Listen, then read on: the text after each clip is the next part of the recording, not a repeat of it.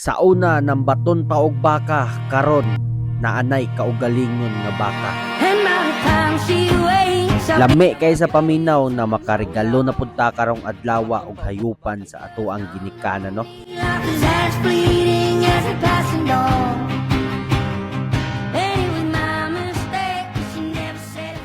Sa duha ka tuig kapi natong home service gamit ning ato ang kaugalingon nga chinso nakatigom ra jud ta og gamay. Maong karon naa na gyud koy makita nga income aning ako ang chinso. Balik karon daing simanahan no naka-straight ta og gabas para makakita ta og ginansya ato jud nang kuhaan. Lugar sa sweldo sa ga-operate sa ako ang chinso. Onya ang ga-operate kay si Papa raman maong deserve pud na ni Papa nga ato ang pakapinan. Mao lagi ning bakaha ang ako ang paliton karong adlaw kay barato na onya kaila pagyud ang gabaligya. Onya kay di man enough ang ato ang tinigom na kwarta ni jud tang mukuha sa ato ang tinigom nga usa. Mao ni ang tinigom nato sa unang kusog pag hinataggan nato ang Facebook no. Maong dako kayog tabang ning pag vlog nato mga kidoy. Except sa vlog mga kidoy naa po tay personal nga trabaho. So, maong kana akong tinigom dia sa pag-vlog ug sa pagtrabaho nako na naipon na nako kay wa na mo koy laing kabutangan. Wa na magdugay para wa tay utang atuan ang bayran ang baka nga ato ang napilian. Mao gyud ni ginaingon nga mag-invest usa ta mintras bata pa ta para pag-abot sa panahon og maapiki manggani naalang jud tay mawari. Pag human sa tanan usa pa may dugayon maong ako nang gipahatod dito sa balay. Ang naka-okay lang pod kay ang gahatod ako alang pong classmate sa una. Salamat day kay ninyo mga pre kay inyong gihatod nang ako ang baka diha nga mabuhi na jud ang papa. Mas okay jud ning mopalit kag baka kaysa mopalit kag iPhone 16 nga perting mahala. Ang iPhone 16 pila ka tuig perte nang baratuha. Pero di jud ko masayop kaning baka after pila ka tuig. Manganak na pod ni og pila ka buok. So pila naman na